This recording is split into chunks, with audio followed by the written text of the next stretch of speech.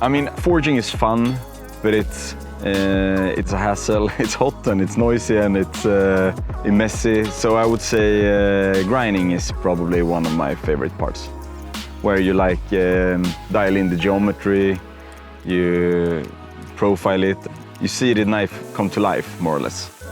After profiling and after like initial bevel grinding, it starts to look like a knife, and you can start to feel how it's gonna feel in the hand. That is real nice. I worked as a chef for quite some time. It kind of ticked the same boxes as knife making. You know, both work with the hands. Time is of really importance in knife making. It's also of real importance in cooking, especially knife making, I would say. It can differ on like 10 degrees Celsius if it's good or bad. And when you're in the range of like 800-900 degrees, that's a pretty small window you have. And to be able to reproduce the same results every time, I would say that is like one of the keys to become successful when making knives.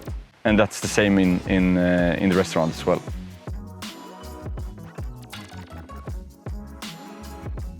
I have a crazy customer that always challenges me to make stranger and stranger things. So he told me, oh yeah, I want a very big bread knife. So I, of course, took influence from the Japanese sword culture in the swept edge and the katana-like point. And people noticed, and a lot of people wanted one. I made quite a few over like the past 18 months or so. But they are one of the most fun knives to make, so I'm not complaining at all. It's an opportunity for a person to own a sword-like object and not have to be ashamed of it. And they are super good at what they're made for. I mean, they cut bread like crazy, and they look great as well. So I think sharpness is super important, but on a kitchen knife, I would say the primary attribute that makes a knife good is the geometry. Because if you have a crowbar and you sharpen it so it's super sharp, it's still gonna cut like crap. So you have to have a thin blade with a good geometry. And on the very apex of that thin geometry, you need to have a sharp edge. When you make knives, you always want to keep things as flat as possible. And I use the Tormek in perhaps not the most conventional way. But I use diamond wheel and I use the outside of the wheel to keep things flat.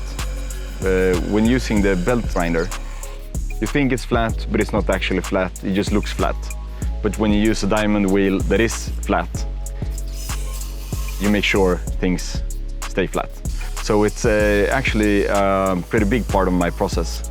And before Tormek, I was doing all kinds of silly things to try and keep things flat. I was using whetstones, and it was pretty time consuming. So I actually use it, yeah, as I mentioned, in a non-conventional way, but in a very important way for me, for my process. And after that, I use a normal whetstone, just for like small adjustments, and then I use the honing wheel. So every knife I send out has been finished on a Tormek. But as I mentioned, not in a conventional way. I need to be unique in some way.